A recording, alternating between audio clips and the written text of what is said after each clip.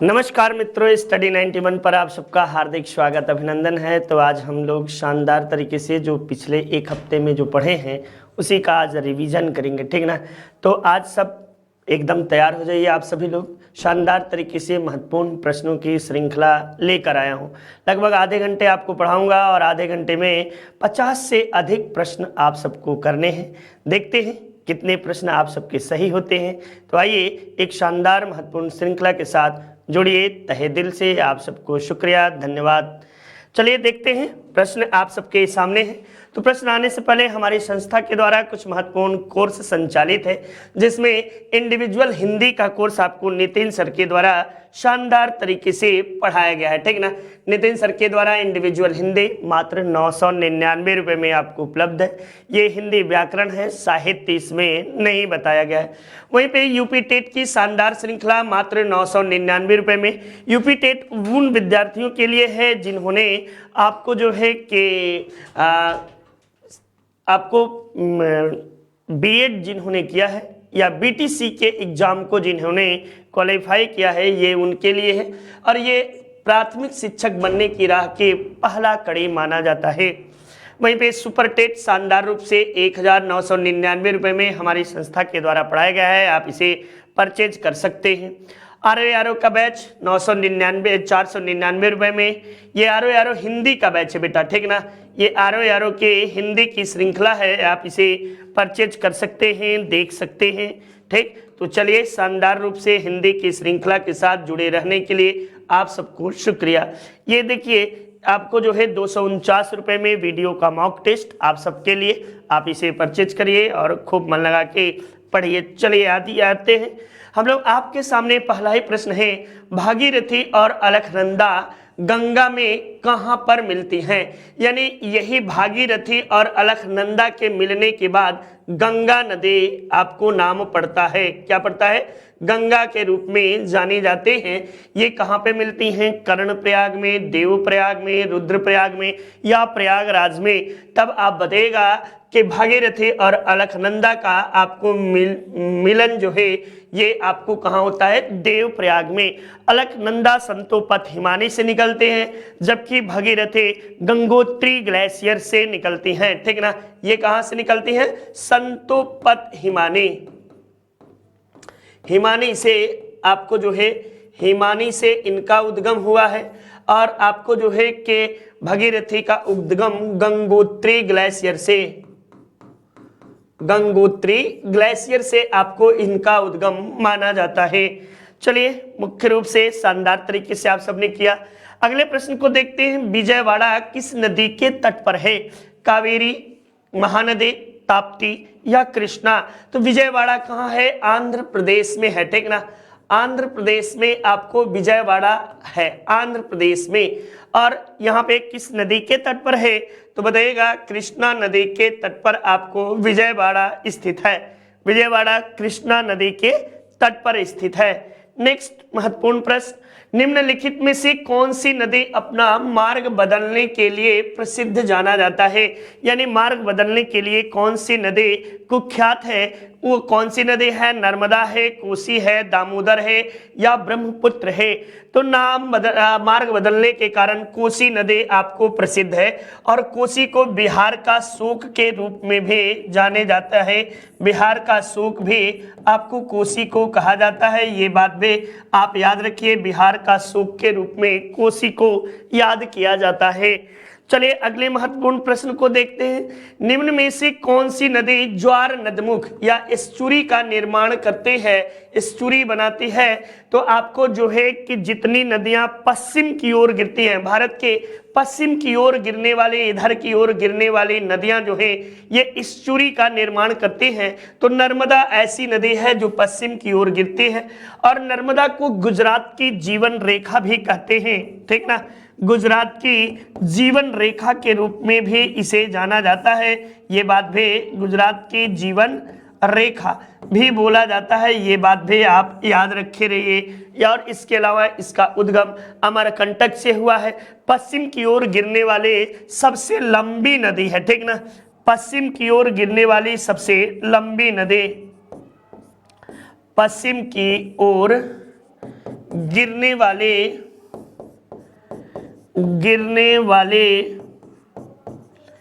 सबसे लंबी नदी,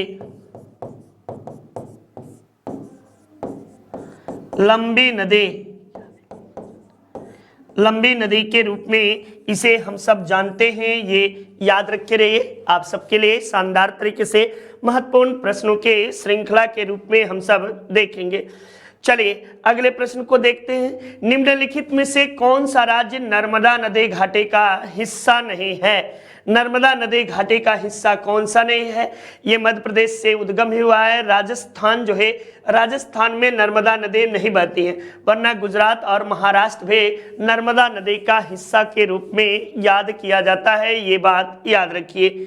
नेक्स्ट देखिए, निम्न में से भारत में तलछट को परिवहन करने वाले आपको प्रमुख नदी कौन सी है? ये सिंधु है, ब्रह्मपुत्र है, गंगा है या यमुना है? तलछट को आपको कौन सी नदी करती है? ये शानदार रूप से आप सब जवाब दीजिए। जल्दी जल्दी फटाफट तरीके से आप सब इस प्रश्न के श्रृंखला को करेंगे। तो चलिए जल्दी से बताइए कौन सी नदी? ये शानदार जवाब होगा बेटा। देखते हैं कितने लोग इस प्रश्न का तलछट को परिवहन करने वाली, तलछट का मतलब समझते हैं कि नहीं बेटा? ये तलछट को परिवहन एकदम प्रश्न सामान्य सा है। तलछट का मतलब होता है मैदानी क्षेत्र में कौन सी नदी बहती है, तब आप बताइएगा कि तलछट को परिवहन करने वाली नदी गंगा नदी आपको मानी जाती है। गंगा भारत की सबसे लंबी नदी है। इनकी कुल लंबाई 2525 किलोमीटर आपको कुल लंबाई मानी जाती है, 2525 किलोमीटर। ठीक, तो ये बात आप याद रखो, देखते चलो, ठीक ना। चलिए शानदार तरीके से श्रृंखला को आगे जारी रखते हैं, देखते हैं कि किस तरीके से आपके प्रश्न पूछे गए हैं। चलिए अगले प्रश्न को हम लोग शानदार तरीके से देखते हैं। भारत की निम्न नदियों में से कौन सा डेल्टा नहीं बनाती है? डेल्टा नहीं बनाएगी तो इसका मतलब है कि वो एस्चुरी का निर्माण करेगी, यानी वैसी नदी जो पश्चिम की ओर गिरती है। मैंने आप सबको बताया कि भारत में पश्चिम की ओर गिरने वाले नदियां कौन कौन सी हैं। तो ये नदियां आपको जो है पश्चिम की ओर गिरने वाले मुख्यतः ताप्ती हैं, नर्मदा हैं, ये सभी नदियां आपको मानी जाती हैं। ये देखिए ताप्ती नदी आपको उदाहरण में है और ताप्ती नदी माना जाएगा। ये याद रखिए, ताप्ती नदी जो है डेल्टा का निर्माण नहीं करती है, बल्कि यह ज्वार नदमुख का निर्माण करती है। ये बात भी आप याद रखो, ठीक ना, ज्वार नदमुख का निर्माण करती है। नेक्स्ट देखिए, ये हमारी संस्था की ओर से कुछ महत्वपूर्ण किताबें हैं जिसमें आप हिंदी के किताब को देखोगे। ये हिंदी की किताब जो है 299 रुपए में हमारी संस्था के द्वारा उपलब्ध है। आप इसे मंगा सकते हैं, परचेज कर सकते हैं। जबरदस्त तरीके से ये किताब लिखी गई है। ये वीडियो की किताब है और इसे भी आप खरीद सकते हैं। वीडियो को दोबारा मौका मिला है आप सबके लिए, एक सुनहरा अवसर है, आप सभी से जरूर से परचेज करें। ये देखिए आपको पेट कम्बो की बुक है 350 रुपए में।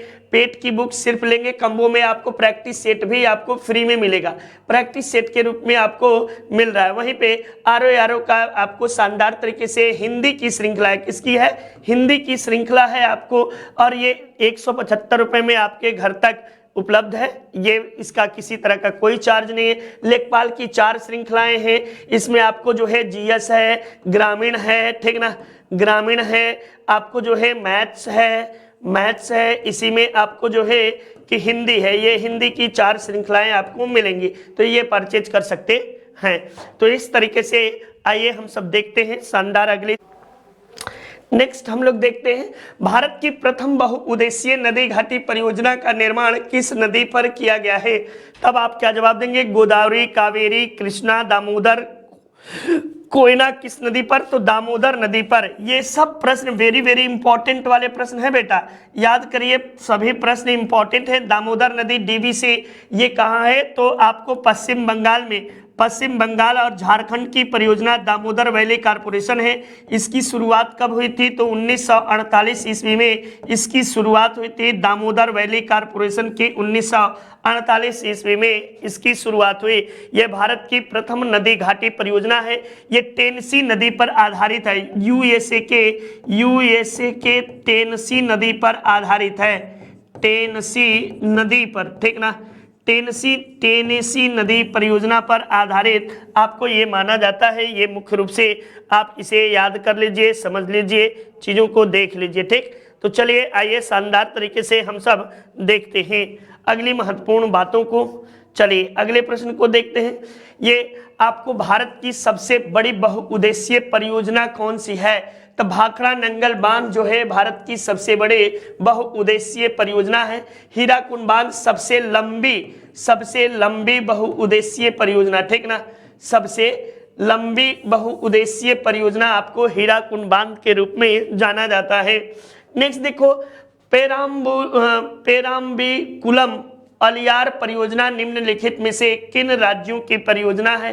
तो ये परियोजना आपको किन राज्यों के? आंध्र प्रदेश, तमिलनाडु, केरल, आंध्र प्रदेश, या आपको जो है कि कर्नाटक और आंध्र प्रदेश, किन राज्यों की परियोजना ये है आपको बताना है। ठीक ना, तो चलिए शानदार तरीके से आप सब जल्दी जल्दी फटाफट बताइए किस राज्य की परियोजना आपको ये मानी जाती है। ये कौन से राज्य की? तो केरल और तमिलनाडु राज्य की यह परियोजना मानी जाती है। ठीक ना, केरल और तमिलनाडु राज्य की यह परियोजना आपको मानी जाती है। नेक्स्ट देखिए, आइए अगले प्रश्न को देखते हैं। ये हमारे सामने है, मयूराक्षी परियोजना भारत के किन राज्यों की परियोजना है? मयूराक्षी, ये मयूराक्षी नदी पर है। किस पर है? मयूराक्षी नदी पर आपको यह परियोजना स्थित है। ये मयूराक्षी नदी पर, ठीक ना, नदी पर ये परियोजना है। और मयूराक्षी ये बंगाल और झारखंड की संयुक्त परियोजना के रूप में इसे हम सब जानते हैं। बंगाल और झारखंड की परियोजना ये माना जाता है। वहीं पे आंध्र प्रदेश एवं उड़ीसा की सम्मिलित परियोजना आपको कौन सी है? तो मंचकुंड परियोजना जो है ये आंध्र प्रदेश और उड़ीसा की संयुक्त परियोजना के रूप में इसे हम सब जानते हैं, मंचकुंड परियोजना को। नेक्स्ट देखिए, उकाई परियोजना स्थित है तो गुजरात के ताप्ती नदी के तट पर उकाई परियोजना है। कहाँ पे? गुजरात में ताप्ती नदी के तट पर आपको उकाई परियोजना स्थित है। वहीं पे चलिए अगले प्रश्न को करते हैं। कौन सी बहुउद्देशीय नदी घाटी परियोजना का निर्माण टेनेसी नदी के आधार पर आपको जो है टेनेसी नदी घाटी के परियोजना के आधार पर किया गया था? तो भारत की पहली पंचवर्षीय योजना, पहली नदी घाटी योजना या नदी घाटी बहुउद्देशीय योजना आपको जो है कि दामोदर वैली कारपोरेशन डीवीसी आपको जो है यही टेनेसी घाटी परियोजना पर आधारित है। इसके उद्घाटन के समय तत्कालीन भारत के प्रधानमंत्री पंडित जवाहरलाल नेहरू को ने नदी घाटी परियोजनाओं को भारत की मंदिर की संज्ञा दी थी। ये बात भी आप याद रखो, ठीक ना। नेक्स्ट देखिए, हमारी संस्था की ओर से समीक्षा अधिकारी और सहायक समीक्षा अधिकारी का बैच लॉन्च किया गया है। इसे आप परचेज कर सकते हैं और अपनी तैयारी कर सकते हैं। ये आपको डेली वीडियो क्लासेस मिलेगी, चैप्टर वाइज टेस्ट सीरीज मिलेगा, ऑफलाइन डाउनलोड करने की सुविधा भी है। तो ये बैच मात्र 1999 रुपये में आप जो है कि वीडियो की आप जो है आरओ की श्रृंखला से रूबरू हो सकते हैं और पढ़ सकते हैं। तो शानदार तरीके से स्टडी 91 परिवार के साथ जुड़ने के लिए आप सबको तहे दिल से शुक्रिया। ये देखिए अगला महत्वपूर्ण आपको पेरियार जल विद्युत परियोजना आपको जो है किस राज्य में है? तो ये जल विद्युत परियोजना पेरियार नदी पर है। किस पर? पेरियार नदी पर। पेरियार नदी पर यह जल विद्युत परियोजना है। और पेरियार नदी कहाँ बहती है? तो केरल राज्य में बहती है। ये बात भी आप याद रखिए। पेरियार वन्य जीव अभ्यारण्य भी आपको जो है केरल में ही है। ये बात भी देखिए। सरदार सरोवर परियोजना आपको किस नदी पर है? तो सरदार सरोवर परियोजना आपको जो है ये आपको मध्य प्रदेश, राजस्थान और आपको जो है कि गुजरात कई राज्यों की परियोजना है। और ये आपको कहाँ है? तो नर्मदा नदी के तट पर आपको स्थित है। सरदार सरोवर परियोजना नर्मदा नदी के तट पर स्थित है, ठीक ना। कहाँ पे? सरदार सरोवर परियोजना नर्मदा नदी के तट पर है। नेक्स्ट, विश्व का सबसे बड़ा महासागर कौन सा है? सबसे बड़ा महासागर तो बताइएगा कि सबसे बड़ा महासागर प्रशांत महासागर को सबसे बड़ा महासागर है। इसकी आकृति त्रिभुजाकार है। दूसरा सेकंड सबसे बड़ा महासागर है। थर्ड सबसे बड़ा महासागर आपको है। और आर्कटिक महासागर सबसे छोटा महासागर के रूप में हम इसे याद करते हैं, सबसे छोटा महासागर, ठीक ना। तो ये बात भी आप याद रखिए, सबसे छोटा महासागर आपको कौन सा है, तो यही सबसे छोटा महासागर है। नेक्स्ट देखिए, सबसे छोटा महासागर कौन सा है, तो अभी ही मैंने बताया कि आर्कटिक महासागर जो है ये सबसे छोटा महासागर के रूप में आर्कटिक महासागर को जाना जाता है। नेक्स्ट अगले प्रश्न को देखते हैं, निम्न में से किस महासागर को छिपता हुआ महासागर भी कहा जाता है, यानी ये दिखाई नहीं देता है, तो ये आपको आर्कटिक महासागर ही छिपता हुआ महासागर है। इसे उत्तरी ध्रुव महासागर भी बोलते हैं। क्या बोलते हैं? उत्तरी ध्रुव महासागर, ध्रुव महासागर के रूप में भी इसे जाना जाता है। ये बात याद रखिए, ध्रुव महासागर के रूप में भी इसे हम सब जानते हैं। तो ये महत्वपूर्ण बातें आप सबके लिए, आप सबके सुनहरे भविष्य के लिए काम देगा। ठीक, तो नोट करते चलिएगा, देखते चलिएगा। निम्नलिखित में से किस महासागर की प्रमुख विशेषताएं प्रवाल भित्तियां हैं, तो प्रवाल भित्तियां सबसे अधिक किस में पाई जाती हैं, तो प्रशांत महासागर में सबसे अधिक प्रवाल भित्तियों का निर्माण हुआ है। ठीक ना, प्रवाल भित्तियां सबसे अधिक, वैसे तो हिंद महासागर में भी है, लेकिन प्रवाल भित्तियों का सर्वाधिक निर्माण जो है ये प्रशांत महासागर में हुआ है। प्रवाल भित्तियां कैल्शियम कार्बोनेट की बनी होती हैं। प्रवाल भित्तियां जो है सिलिंड्रेटा प्रकार के जीव से प्रवाल भित्तियों का निर्माण होता है। ये सभी बातें आप याद रखो। ठीक ना, नेक्स्ट देखिए, विश्व में 4 सबसे महासागरों में आपको कौन शामिल नहीं है, तब आप इसमें आपको जो है भूमध्य सागर है, न कि महासागर है। ठीक ना, तो प्रशांत महासागर, अटलांटिक महासागर, हिंद महासागर, आर्कटिक महासागर और अंटार्कटिक महासागर, ये आपको 5 महासागर हैं। और 5 में से ये इन ऑप्शनों में से 4 में से आपको जो है भूमध्य सागर जो है ये आपको नहीं है। नेक्स्ट चलिए देखते हैं अगले प्रश्न को। तो ये हमारी संस्था की ओर से कुछ महत्वपूर्ण कोर्स संचालित हैं। इस कोर्स में आपको जो है यूपी पुलिस कांस्टेबल का बैच है, शानदार तरीके से हमारी संस्था के द्वारा शुरू किया गया है। मात्र आपको 1499 रुपए में आप पुलिस बन सकते हैं। ठीक ना, तो अपनी पढ़ाई निरंतर रूप से जारी रखिए। आशा उम्मीद करता हूं कि आप सब स्वस्थ होंगे, मस्त होंगे और अपनी तैयारी सही दिशा में कर रहे होंगे, है ना, है कि नहीं, सही कर रहे हैं कि नहीं, एकदम जबरदस्त तरीके से। मजा आ रहा है, मजा लीजिए, एकदम क्लास का खूब एंजॉय के साथ रात्रि का भरपूर आनंद लीजिए, यही आप सबके लिए है। ठीक, मैरियाना ट्रेंच, जिसे हम मैरियाना ट्रेंच को गर्त भी कहते हैं, किस महासागर में स्थित है, ये दुनिया का सबसे गहरा गर्त के रूप में इसे जानते हैं। 11,033 आपको जो है किलोमीटर इसकी गहराई मानी जाती है, ये बात भी आप याद रखो। ठीक ना, 11,033 और ये आपको किसमें है, तो प्रशांत महासागर में मैरियाना ट्रेंच है। ये फिलीपींस द्वीप के समीप स्थित है। ये दुनिया का सबसे गहरा स्थान माना जाता है, लगभग हिमालय से 1.5 गुना गहरा आपको है। नेक्स्ट देखिए, ये क्षेत्रफल के अनुसार महासागरों का अवरोही क्रम क्या होगा, तो सबसे अवरोही का मतलब घटते हुए क्रम में। ठीक ना, घटते हुए क्रम में प्रशांत महासागर सबसे बड़ा है, अटलांटिक महासागर, हिंद महासागर और आपको जो है आर्कटिक महासागर, ये ऑप्शन के अनुसार आर्कटिक महासागर यही आपको माना जाएगा। ठीक ना, तो ये आप याद कर लो, देख लो, ये ऑप्शन संख्या 1 इज योर राइट आंसर। एक विकल्प जो है बिल्कुल शानदार तरीके से आप सबका सही रहेगा।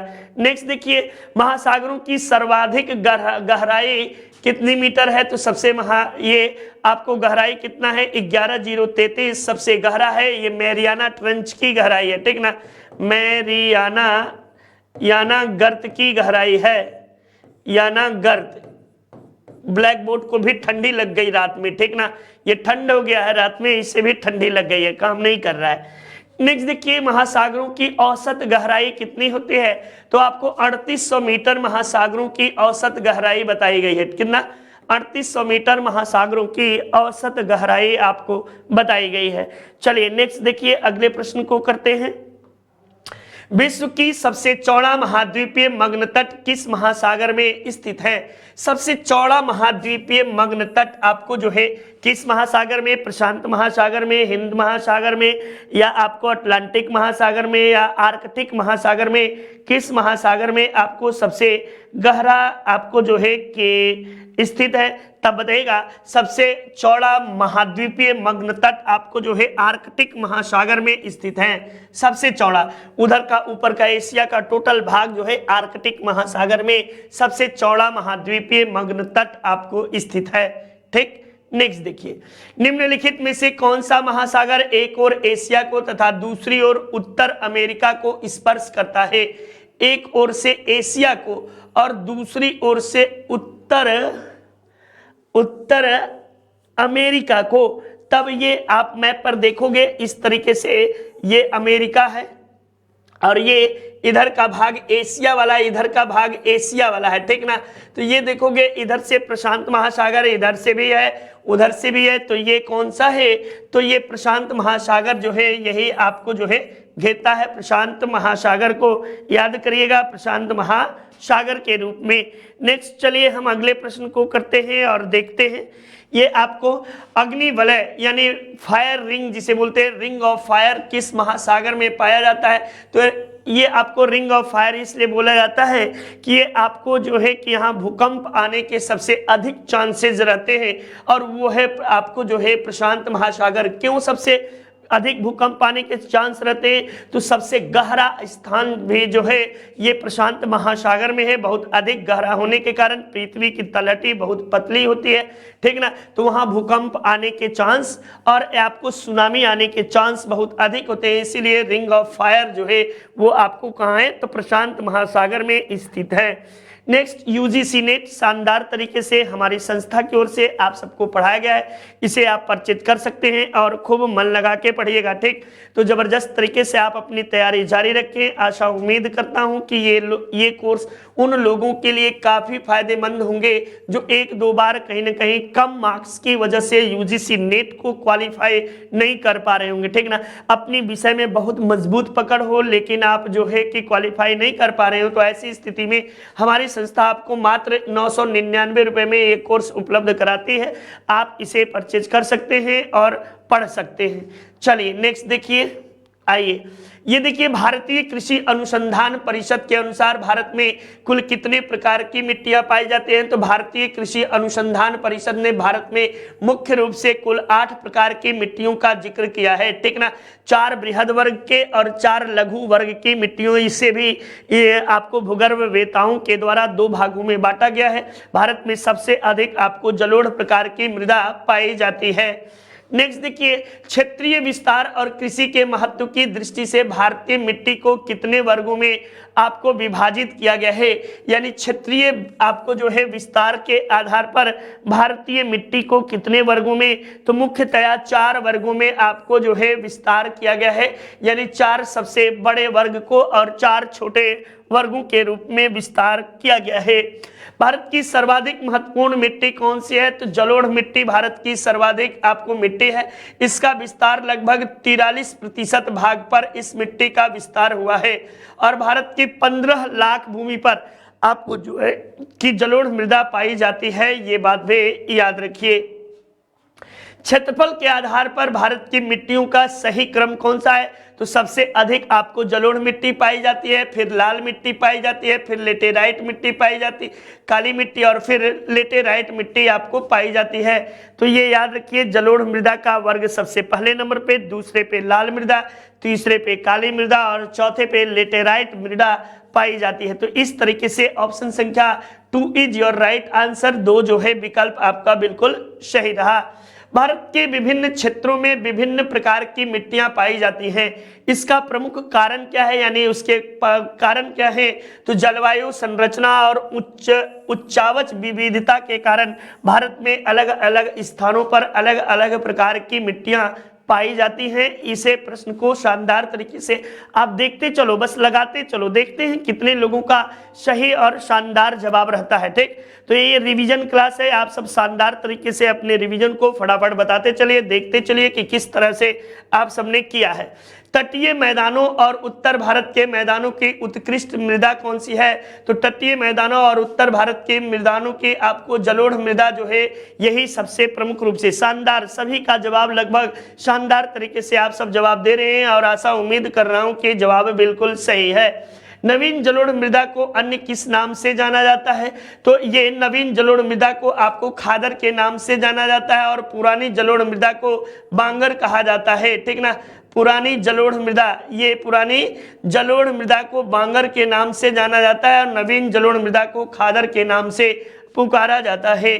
नेक्स्ट देखिए Hindi individual bye Nitin sir, शानदार तरीके से नितिन सर के द्वारा पढ़ाया गया है। ये मात्र 999 रुपये में एक कोर्स है, आप इसे परचेज कर सकते हैं। और यदि किसी तरह की कोई त्रुटि आ रही है तो 7007734525 पर आप संपर्क कर सकते हैं और अपनी तैयारी शानदार तरीके से जारी रख सकते हैं, ठीक ना। तो हिंदी में कहीं से कोई मिस्टेक ना हो, हिंदी के बादशाह के द्वारा हिंदी पढ़ाया गया है, आप हिंदी जरूर से पढ़ें।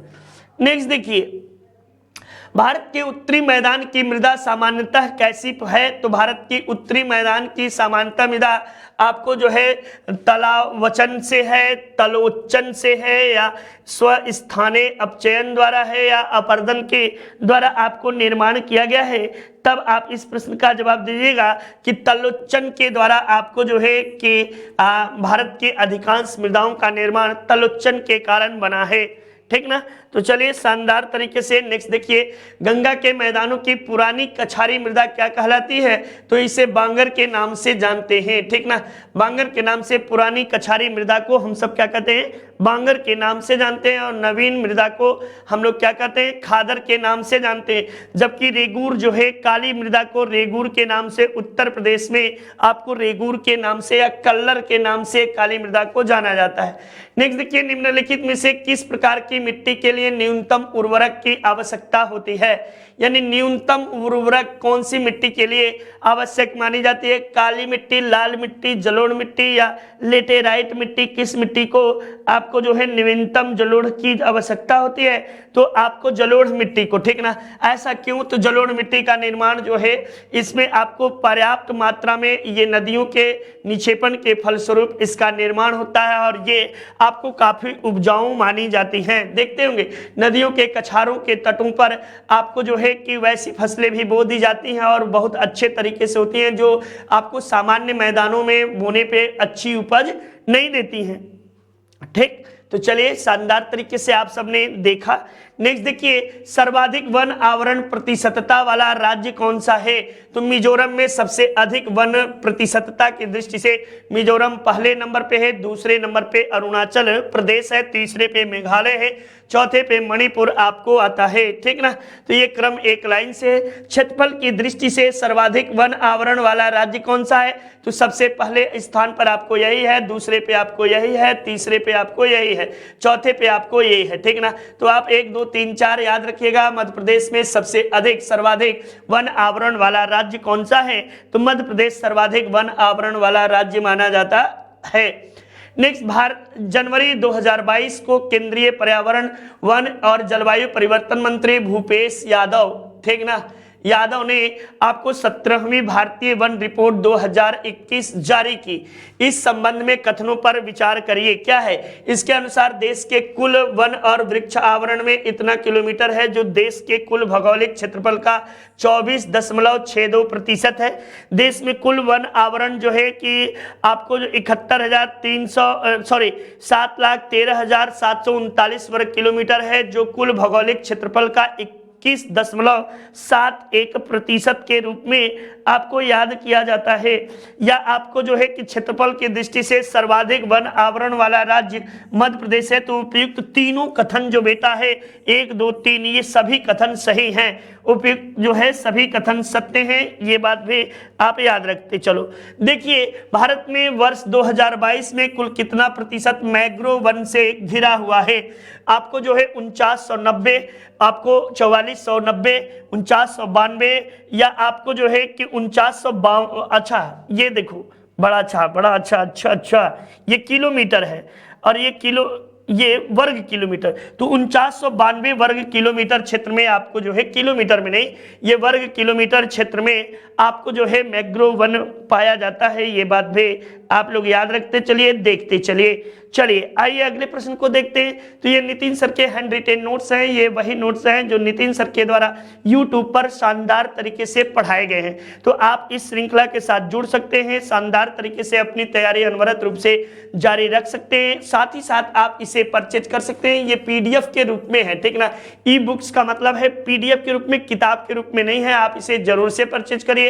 ये देखिए आपको जो है कि प्राचीन इतिहास, मध्यकालीन, आधुनिक, सामान्य हिंदी, इंडियन ज्योग्राफी, भारतीय राज्य व्यवस्था, बायोलॉजी, आपको जो है केमिस्ट्री, ये सभी शानदार तरीके से आपको उपलब्ध है, आप इसे परचेज कर सकते हैं। नेक्स्ट देखिए, चलिए अगले महत्वपूर्ण प्रश्नों की श्रृंखला को देखते हैं। भारत में गेहूं के प्रथम 3 बड़े उत्पादक, तो सबसे अधिक उत्तर प्रदेश में, फिर मध्य प्रदेश में, फिर पंजाब राज्य में सबसे अधिक गेहूं का उत्पादन आपको होता है।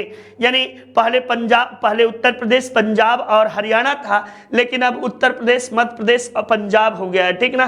तो ये बात याद रखिए। नकदी फसलों में सम्मिलित नहीं है, तो नकदी फसल उस फसल को कहते हैं जो व्यापारिक दृष्टि से बोया जाता है। गन्ना, कपास, जूट, ये सभी नकदी हैं। गेहूं नकदी फसल नहीं है, गेहूं रबी फसल है, ठीक ना। गेहूं किस तरह का है, तो रबी फसल है, बाकी सब नकदी फसल के रूप में आपको याद किए जाते हैं। नेक्स्ट देखिए, भारत का सबसे बड़ा चावल उत्पादक राज्य कौन सा है, तो पश्चिम बंगाल चावल के उत्पादन में पहले नंबर पे, दूसरे नंबर पे आपको उत्तर प्रदेश है, ठीक ना। फर्स्ट स्थान पर पश्चिम बंगाल आपको जो है चावल के उत्पादन में पश्चिम बंगाल पहले स्थान पर है, सेकेंड स्थान पर उत्तर प्रदेश है। भारत की प्रमुख खाद्य फसल कौन सी है, तो आपको सबसे अधिक खाद्य फसल के रूप में चावल को याद किया जाता है। संपूर्ण भारतीय भूभाग के सर्वाधिक क्षेत्रफल पर भी बोई जाने वाली फसल चावल है, ठीक ना। तो ये बात भी आप याद रखते चलिए और देखते चलिए। नेक्स्ट देखिए, निम्नलिखित में से किस क्षेत्र को भारत का कटोरा कहा जाता है, तब आप गंगा और गोदावरी डेल्टा को भारत का कटोरा कहा जाता है। वैसे भारत में छत्तीसगढ़ को भी भारत का चावल का कटोरा कहते हैं, छत्तीसगढ़ को भी चावल का कटोरा के रूप में जानते हैं। और विश्व में इंडोनेशिया को, ठीक ना, विश्व में किसे, तो इंडोनेशिया को विश्व में चावल का कटोरा आपको जो है कहा जाता है। ये बात भी आप याद रखो, इंडोनेशिया। नेक्स्ट देखिए, चलिए अगले महत्वपूर्ण प्रश्न को देखते हैं। भारत में गेहूं के प्रथम 3 बड़े उत्पादक, तो गेहूं के उत्पादन में आपको जो है प्रथम 3 बड़े, गेहूं में पंजाब, उत्तर प्रदेश, पंजाब, हरियाणा, ये गलत है बेटा, यहां आप लगा लेना मध्य प्रदेश कर लेना, ठीक ना। मध्य प्रदेश तब पंजाब कर लेना, ये नया आंकड़ा है, ये सब याद रखिए, ये गलत है। तो ये आपको सही जवाब होगा, ये आपको उत्पादक राज्य में सही कर लेना। नेक्स्ट देखिए, भारत में अधिकतम कृषि योग्य क्षेत्र वाले घेरने वाली फसल कौन सी है, तो संपूर्ण भारतीय भूभाग में सर्वाधिक फसल जो बोई जाती है वो धान है, ठीक ना। धान सर्वाधिक भूभाग के क्षेत्रफल पर बोई जाती है। नेक्स्ट देखिए, भारत में हरित क्रांति किस मामले में सर्वाधिक सफल फसल रही, तो आपको गेहूं और चावल हरित क्रांति के मामले में आपको सर्वाधिक सफल फसल रही। हरित क्रांति नॉर्मन बोरलॉग के द्वारा अंतरराष्ट्रीय जगत में, और एमएस स्वामीनाथन ने भारत में हरित क्रांति की शुरुआत एमएस स्वामीनाथन के द्वारा किया गया। तो इस तरीके से आप सब शानदार रूप से श्रृंखला से जुड़े, आप सबने अपनी तैयारी अनवरत रूप से जारी रखी। आशा उम्मीद करता हूं कि चीजें आपको बेहतर तरीके से समझ में आई होंगी, और आप इसी तरह श्रृंखला के साथ एकदम फटाफट रिवीजन, सोते सोते चलते चलते में शानदार श्रृंखला के साथ प्रतिदिन जुड़िए। धन्यवाद, आप सबको तहे दिल से शुक्रिया, नमस्कार। आपका दिन मंगलमय हो, इन्हीं कामनाओं के साथ जय हिंद, जय भारत, वंदे मातरम, नमस्कार।